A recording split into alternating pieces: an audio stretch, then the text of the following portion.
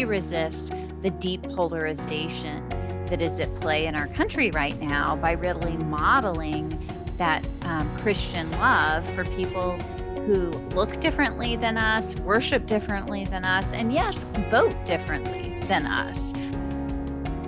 Welcome. I'm so glad to have you on this conversation as we think theologically about religious liberty and hopefully Christian nationalism, which is a new term for a lot of people probably in our congregation.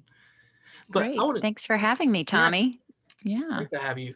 So I wanted to begin by hearing a little bit about you. So I want you to, if you don't mind, sharing a little of your spiritual upbringing and if you're willing, your family and how they're holding up during this pandemic time.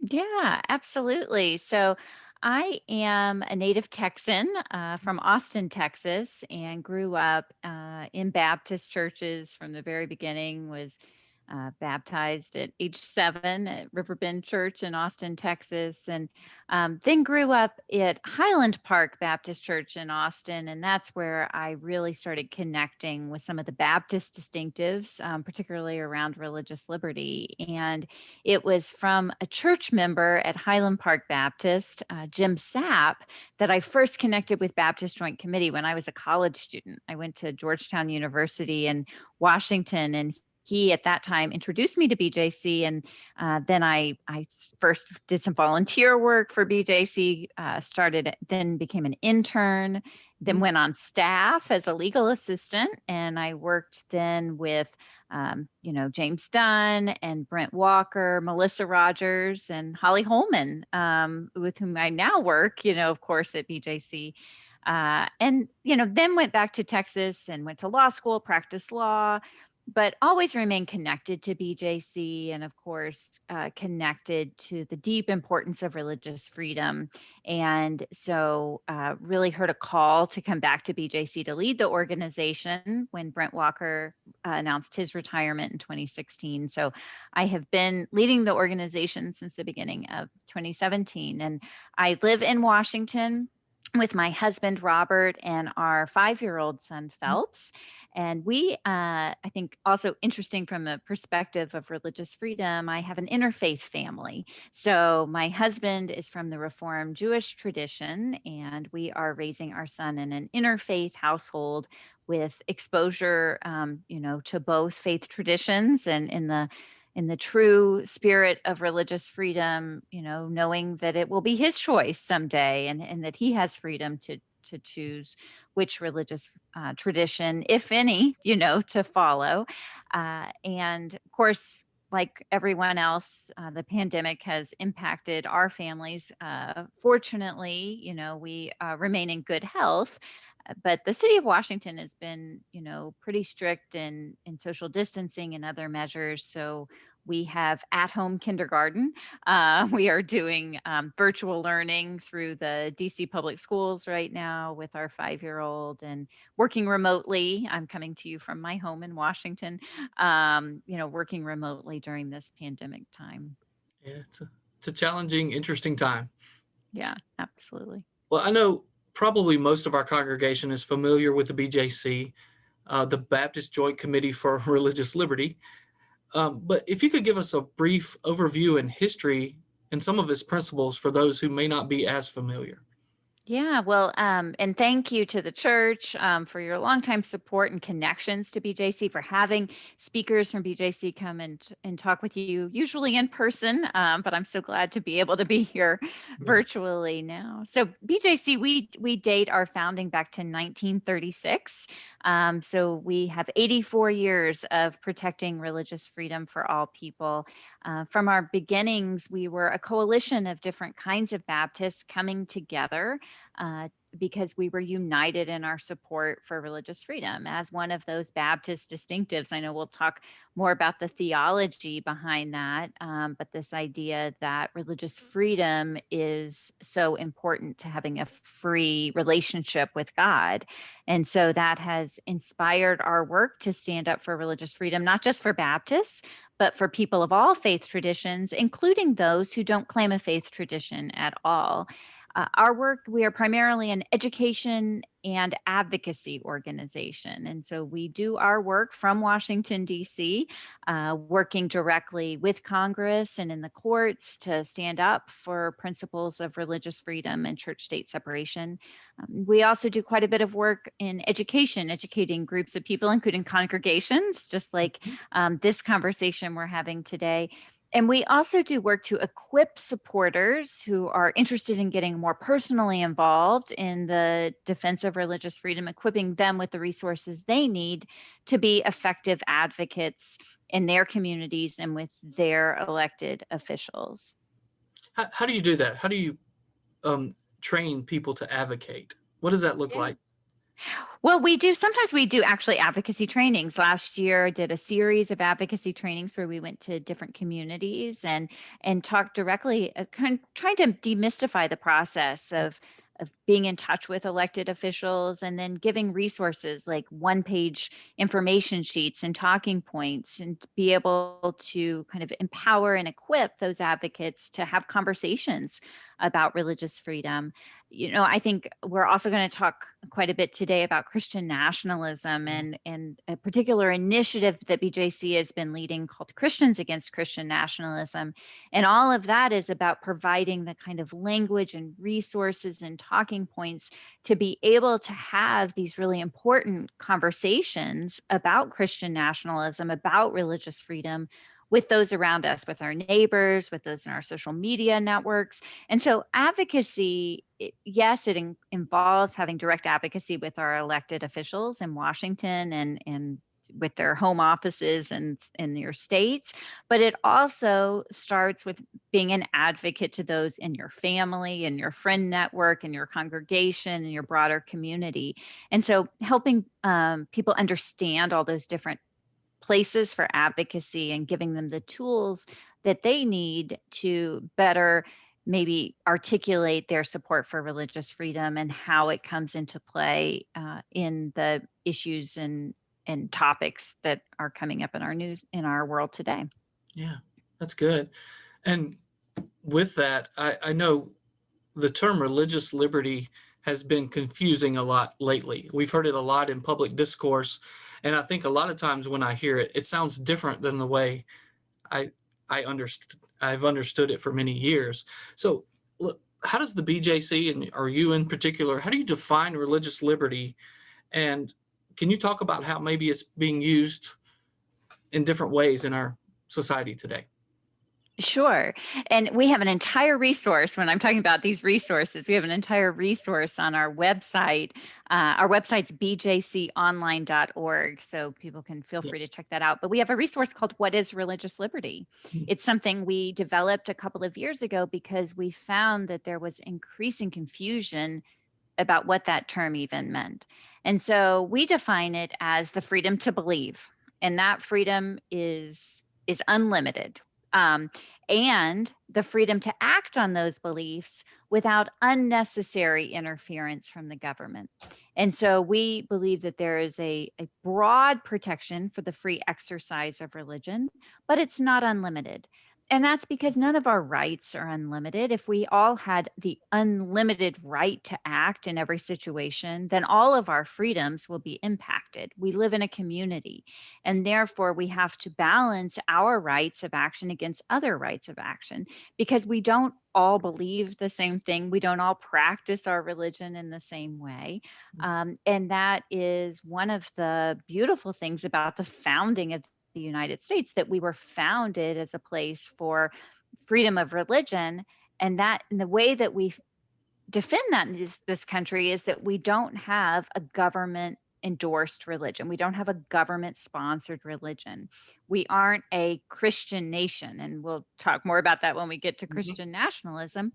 We have a secular government that allows religion to flourish in the private sector because government stays out of the practice of religion. Now, how this comes into play, how this actually takes effect in our country is complicated, and we look at individual, disputes sometimes that come all the way to the Supreme Court to figure out how we balance all of our rights so that religious freedom flourishes for all people, and that it's not being imposed or endorsed.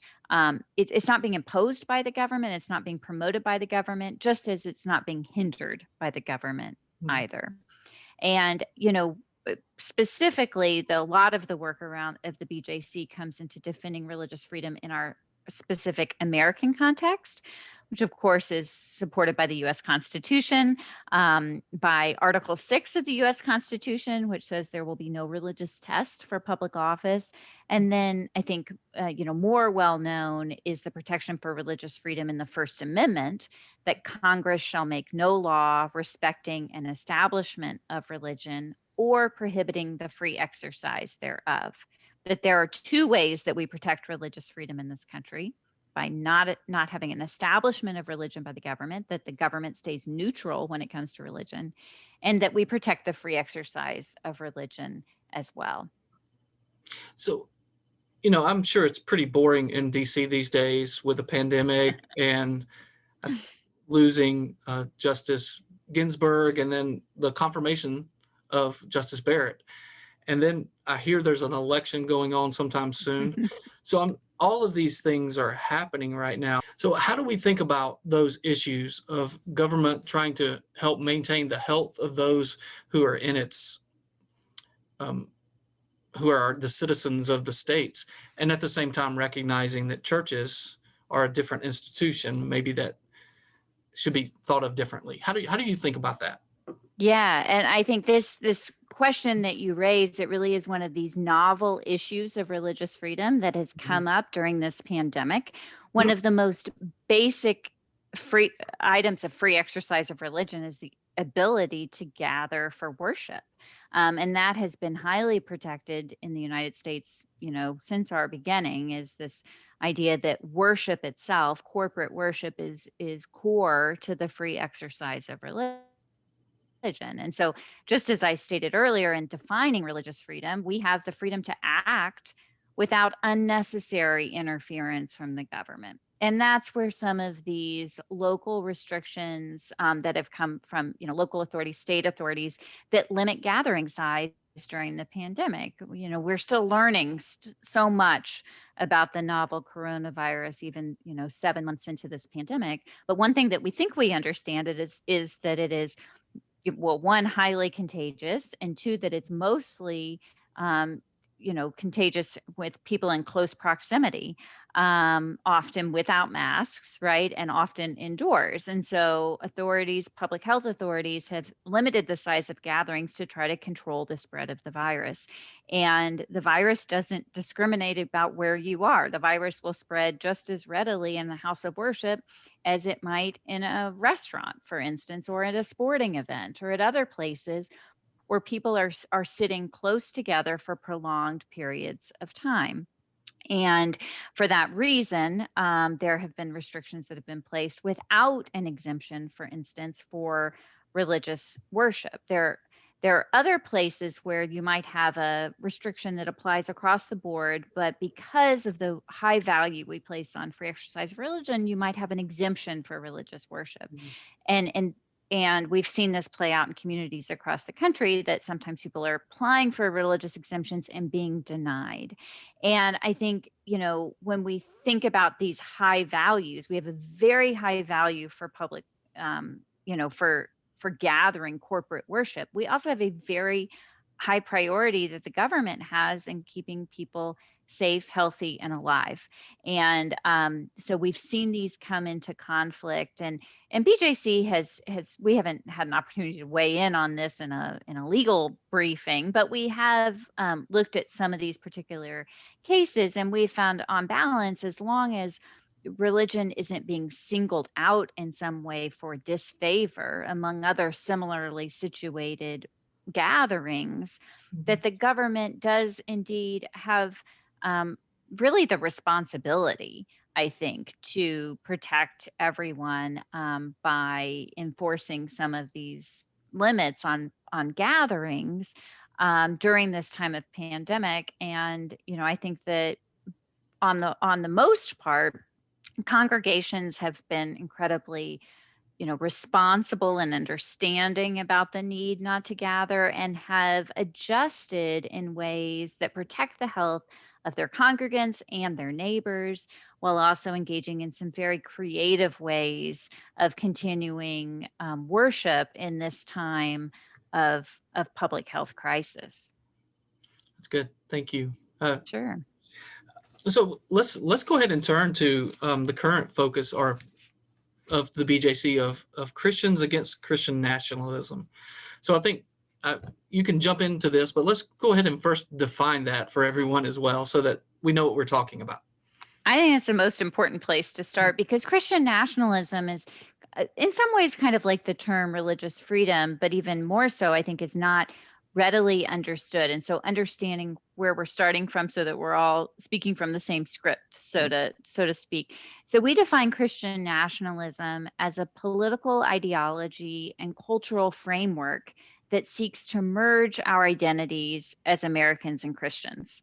So, put another way, it suggests that to be a true American, one must be Christian, or to be a true Christian, one must be American. And in this way, it really heavily relies on a mythological founding of the United States as a, quote, Christian nation. And I talked about this a little bit earlier. I think if we're talking about it from a purely demographic perspective, we are a Christian nation. A majority of Americans, anywhere from 65 to 70%, still claim a Christian identity when they're responding to a public survey about that. And I think that if you look back at our history, probably Christianity has been the majority religion throughout our history. And so I would agree in that way. But I think most times when people talk about the US as a Christian nation, they're assuming that the laws of the United States should somehow privilege Christianity above other religions, and at a minimum that we are a religious nation, that we should privilege being religious over irreligious, or privilege religion over irreligion. And I very much disagree with that, not just from a value standpoint, but from a practical and standpoint as well. The way that our country was set up, as I stated earlier, was that our governments would remain neutral when it came to religion. And that's enshrined, for instance, in that Article 6 of the Constitution that said there would be no religious test for public office. And in fact, that's the only place in our founding document where religion or religious is even mentioned. So that's often my favorite way to rebut this idea of a Christian nation. If the founders truly wanted to set up a Christian nation, this was the absolutely wrong way to do it, by saying that anyone, regardless of religion, could serve in public office. And so, that's what Christian nationalism looks like.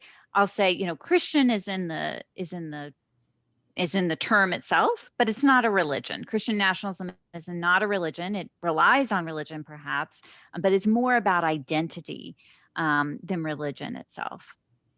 I think I heard you say somewhere else, maybe when I was listening to some podcasts you were on, that I'm trying to think how you said it.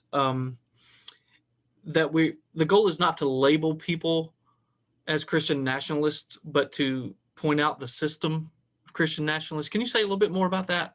Sure. Yeah. So you'll hear me often talk about Christian nationalism, as opposed to saying that person's a Christian nationalist, Mm. or Christian nationalists are to blame for XYZ.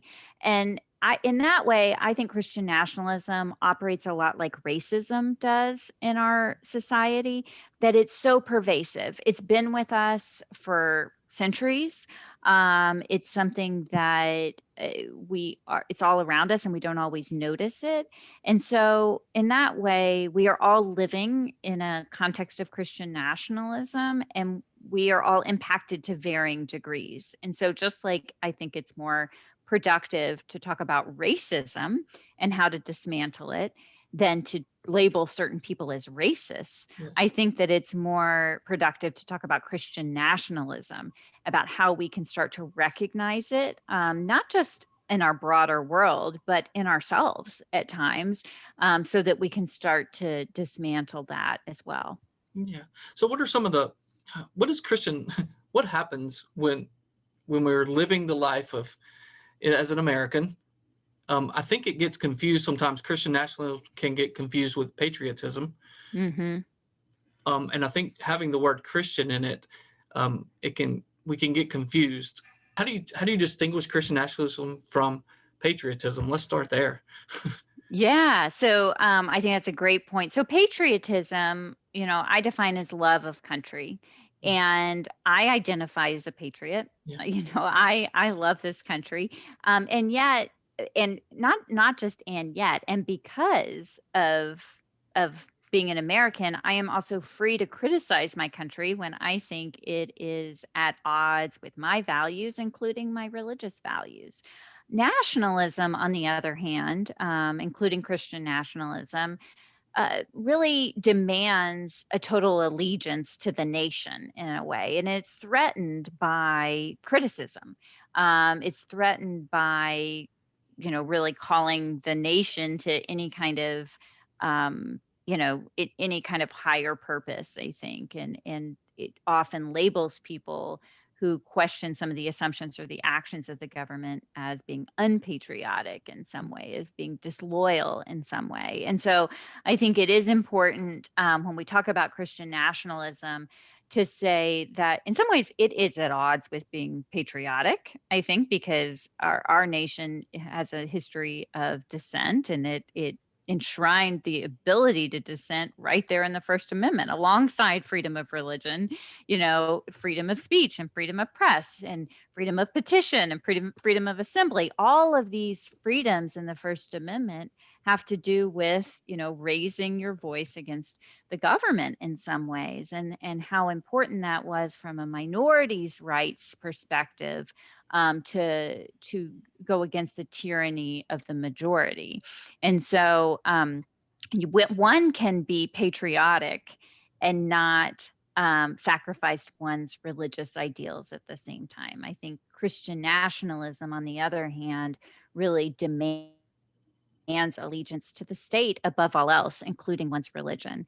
And that's where it can really be problematic when we, start serving something other than God first. When we start it can lead to an idolatry of the state and its leaders in a way that is ultimately, I think, the largest concern to our ability to live out our faith. That yeah, I think that's well said. I think I often when I'm doing a Bible study ask, to whom do we give authority?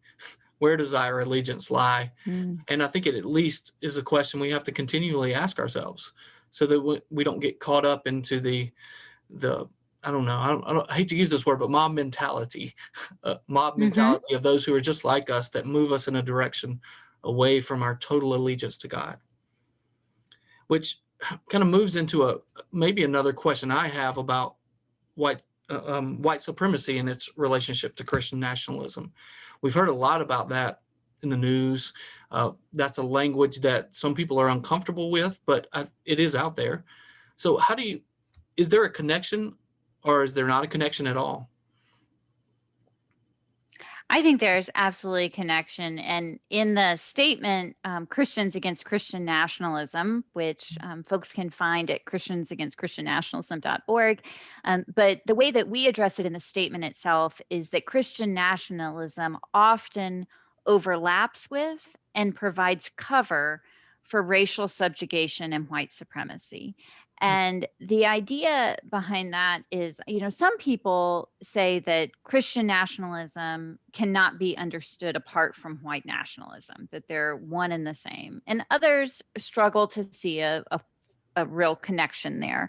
And so we hoped that this statement would help provide room for people who are all along that spectrum of understanding, to join together and to learn more about it. And I think one way kind of points back to that history that we were talking about. People who cling to kind of a nostalgic idea of the United States as a Christian nation, and this idea of our founders all being Christian and wanting to protect our Christian values and enshrining Christian values in all of our founding documents. Implicit in that is that those are all white Christians. Specifically, when we think about the founders, men, property holding men, right? So a very narrow slice of American life there. And so there are lots of examples, just when we kind of really focus on putting that narrative, that history front and center, how exclusionary that is to all kinds of people, not just, non-Christians, but our Black brothers and sisters, Native peoples, all different kinds of people who are excluded from that vision of a Christian nation that is held up as the ideal in that conversation.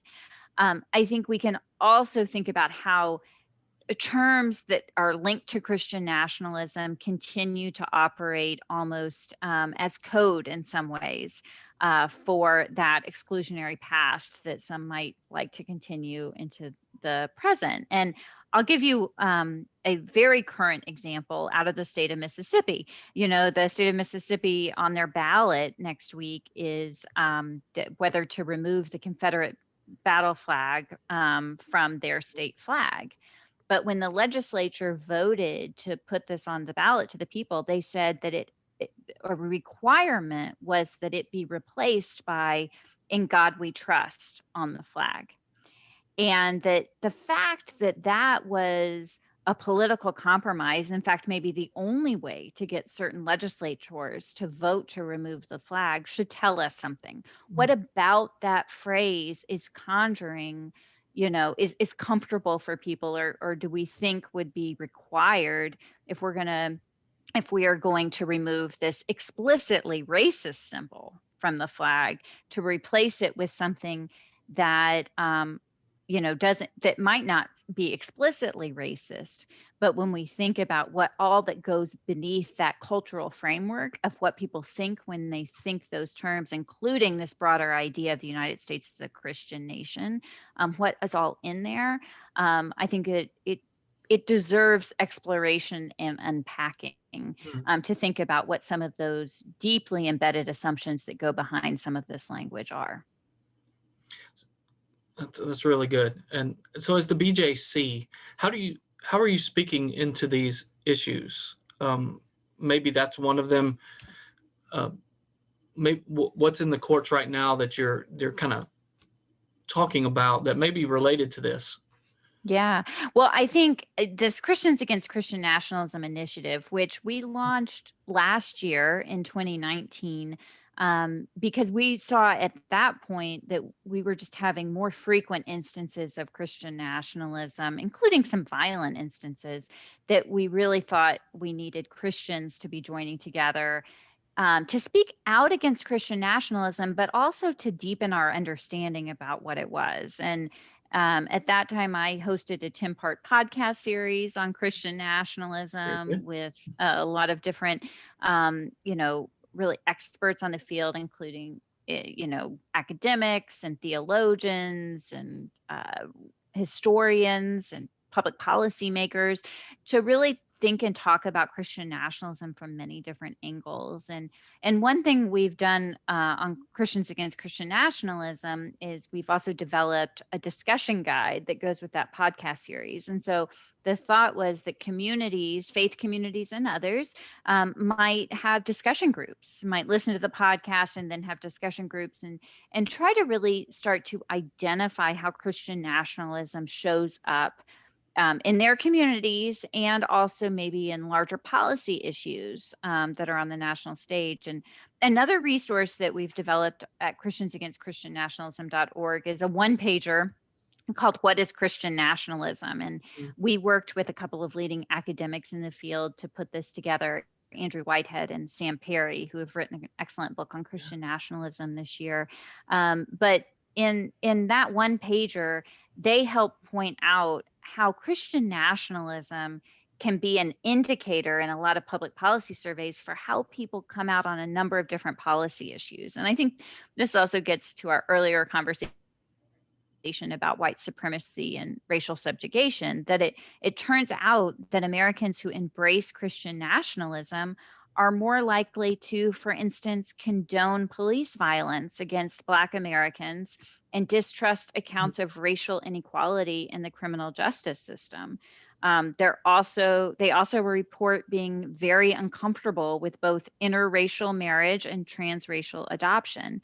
They also are more likely to hold anti-immigrant views and fear refugees. And so if we can understand how Christian nationalism works and is really pervading our society, then we can also understand some of these other public policy issues that are really challenging us at this time. And so, I mean, I see BJC's role from an education and advocacy standpoint of really trying to help people understand Christian nationalism better so that we can get at some of these really pressing issues of our time when it comes specifically to racism, but to in a lot of other areas of inequality as well.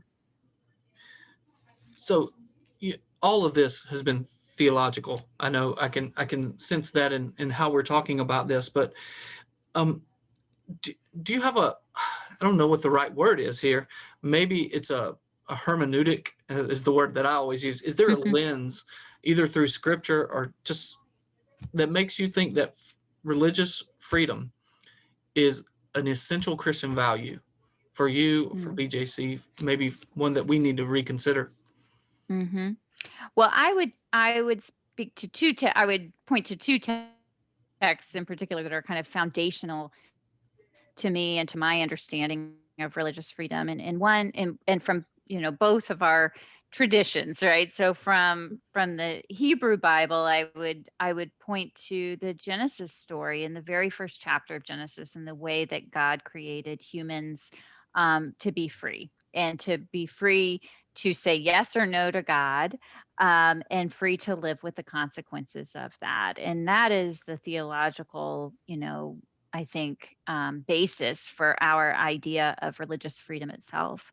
And the other is, in the book of Galatians, I think, in the way that Paul writes about freedom, both in the third chapter and in the fifth chapter, that it is for freedom that Christ has set us free, and that we are to use our freedom not for selfish gain, but to love and serve one another.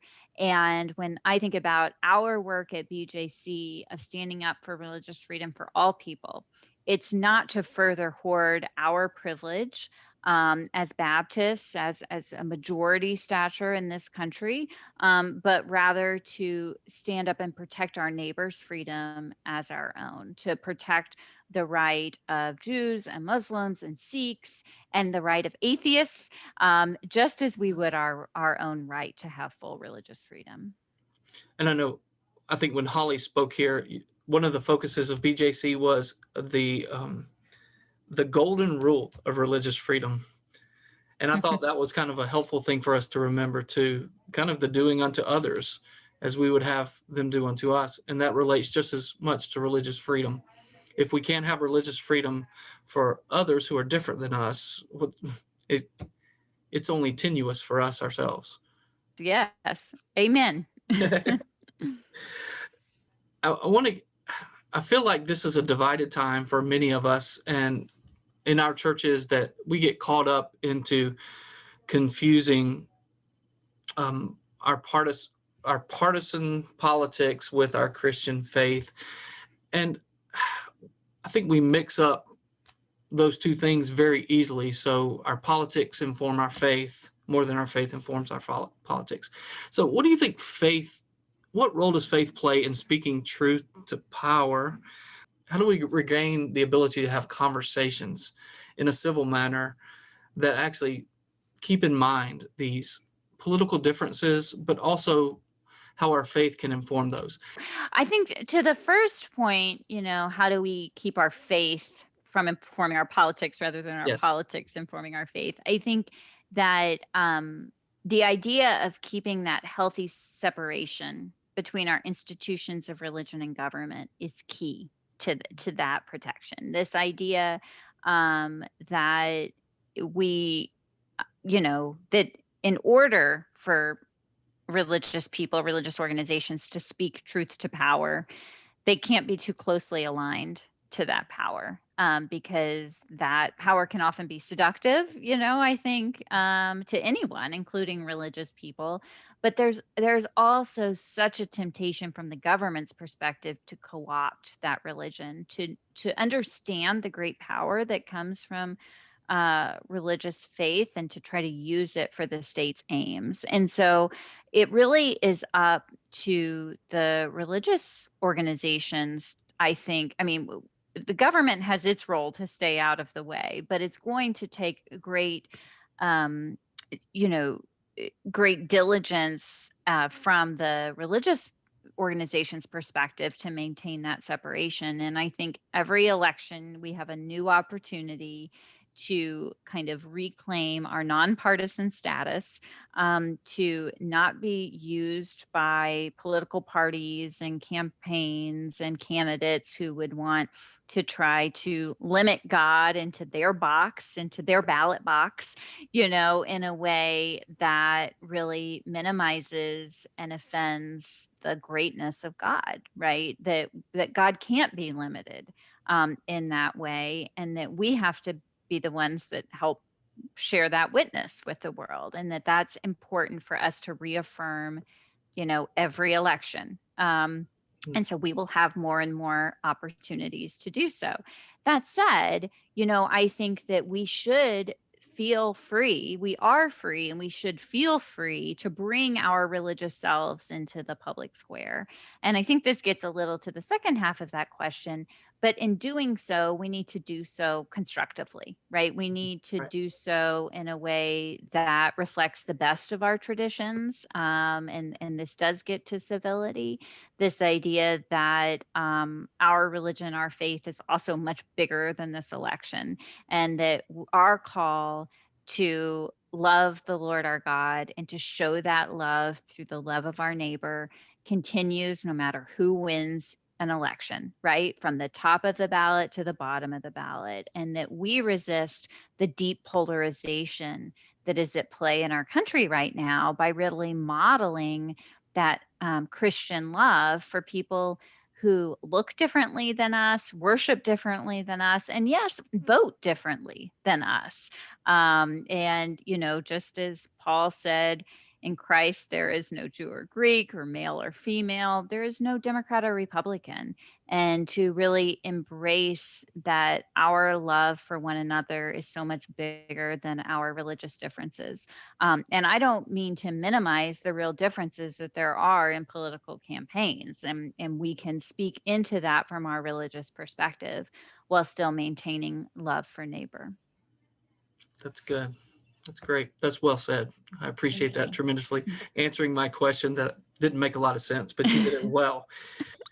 So I'm always, and I'm not a lawyer. You're a lawyer, is that right? I am. I am. Yeah. So what's tell me what you're keeping your eye on that may be coming to the courts in the near future, or is already there. What are the things that you and the BJC in general are keeping track of? Yeah, so there's a lot to keep track of, and I will answer it shortly, but I'll Mhm. also kind of refer folks who are listening, if they're interested in kind of diving deeper. Holly Holman and I have a podcast series called Respecting Religion, and so Holly and I speak about law and religious liberty on a weekly basis. And so we had 20 episodes last season. We just launched our new season this week. And so we can go really in depth on kind of some of the things that we're watching. And we started this series because there was so much going on in the world of religious freedom at the court, in particular. So last term, there were 4 cases that touched in some way on religious liberty. And this term already, the court has taken at least 2, and we'll see which others they might take up and how they kind of rule and implicate religious freedom in this term to come. So I think I'm most focused right now on a case that the court is going to hear oral argument in next week, actually the day after Election Day on November 4th. And it'll be probably one of the first cases that the newly confirmed and sworn in Justice Barrett will participate in. So that will be interesting to see kind of how, how she changes the court's makeup. Certainly, I expect it to be a pretty big difference from the way that Justice Ginsburg approached these topics during her tenure on the court. But this case comes out of the city of Philadelphia. It's called Fulton versus Philadelphia. And it is bringing back to the court this issue of non-discrimination laws from the government on one hand, and religious objections to those non-discrimination laws on the other hand. And it's in the context of foster care system, really vital service that the government provides and works with certain providers to who work under government contracts to provide those services. And in this case, foster care placement, placing children into healthy and safe homes.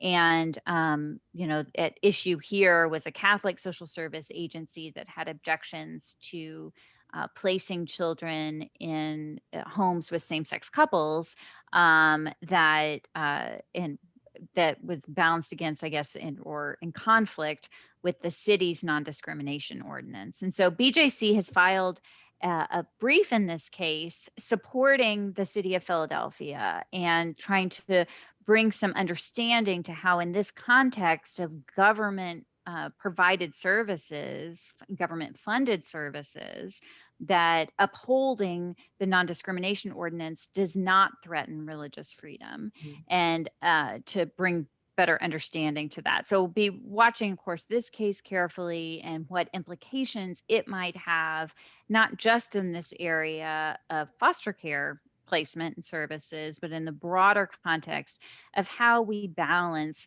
free exercise of religion against the freedoms that we all are, the free for one particular organization against everyone else's freedom in the country. Well, are those briefs on your website? They are. Oh. So it's all on our website, bjconline.org, and there's a whole page that's dedicated to this Fulton case. You can get to it right from our homepage, where you can read the briefs, read some other commentary. Next week, Holly and I will be having a conversation immediately after the oral argument to kind of provide some analysis of what we heard there. That's excellent. I look forward to reading that and listening to that. I haven't listened to your podcast yet, so that's exciting. Check it out. It's on the BJC podcast. Yes. But right now we're doing this Respecting Religion series. I love that. So that's good. Well, we're pretty close to the end of time. I want to say this has been a very informative conversation, and I deeply appreciate your good work in DC, the Baptist Joint Committee, and your willingness to share these important insights with churches and help educate us, because it's complicated. And it is good to have people kind of directly working on this and helping us understand more fully. Oh, thank you, Tommy. It's been so great to be with you. And I just so appreciate the congregation's interest, in these topics, because it really takes all of us to protect religious freedom. And so your partnership with BJC, through your support, through your interest, your engagement is so critical. So I hope people will check out bjconline.org and check out christiansagainstchristiannationalism.org and sign the statement to show that you're a Christian against Christian nationalism, and then share our resources with others. And you're on Facebook, Instagram, and Twitter. So BJC is on BJC on the Hill, and then I'm on Twitter at Amanda Tyler BJC. So if people are on Twitter, follow me there. Excellent. So I'm going to close with a little quicker questions to see what, and you can answer however you want to. Okay. Lightning round. Kind of. So is there a book you're reading that you've been finding meaningful these days? Oh, wow. I've got to check out my stack of books. I am reading so many books that I have found. I will skip back to something I read over the summer, if that's okay, that I read called White Too Long. Yes. The Legacy of White Supremacy in American Christianity. That I think is really an important book that helps us kind of untangle some of these issues that again are so embedded in our faith that sometimes we don't readily notice. So I think that that's one that, and we had Robert P. Jones, the author, speak to the BJC this summer. Yes, I listened to that at the BJC luncheon at CBF, I guess is what that was.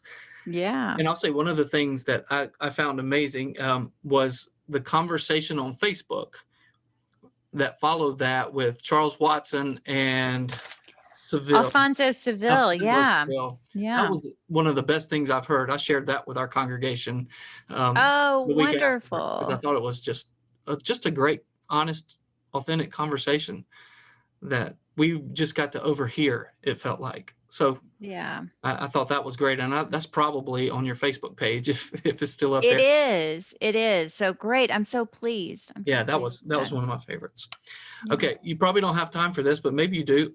Are there things you're binge watching on TV right now? You know what? I have recently discovered the Canadian series Schitt's Creek. Yes. I don't know, and I am getting a lot of joy out of just the humor of Yeah, that. It is providing some really important comic relief. yeah, that my wife watched every episode and loved it. So Yeah. that's all I'm loving. So yes, it's very good. A little more serious. Is there a spiritual practice that is giving you life right now? Mm, yeah. So I will say it's an ongoing spiritual practice. I have been in a small group called well, it's a large movement, but it's a small group at my church called Education for Ministry, EFM. Yeah. And it's actually out of the Episcopal tradition, but it's a 4-year intensive kind of study of Christian theology and I'm in my 4th year. And so my group at First Baptist Washington, D.C. has gone from in person to meeting on Zoom, but that group has really sustained me. And now in my 4th year, I'm studying Christian theology in depth, and so just having that regular group of committed people who are just committed to going so much deeper in our faith has been really meaningful to me. That's great. I love it. Love it. Now I know you have a 5-year-old, so is there something you've created during quarantine, either by yourself or with your family? Is there how have you expressed your creativity during this time? I would probably cooking. I always liked to cook actually, but I didn't do it every day, 3 meals a day. And Mhm. and now I found that is a real outlet for my creativity. I haven't created a particular I follow recipes, so Right. I'm not completely off the book yet. But I have found a lot of joy in doing that for my family and with my family. That's excellent. And my family's been cooking a lot lately too. And what we've realized is we've saved a tremendous amount of money.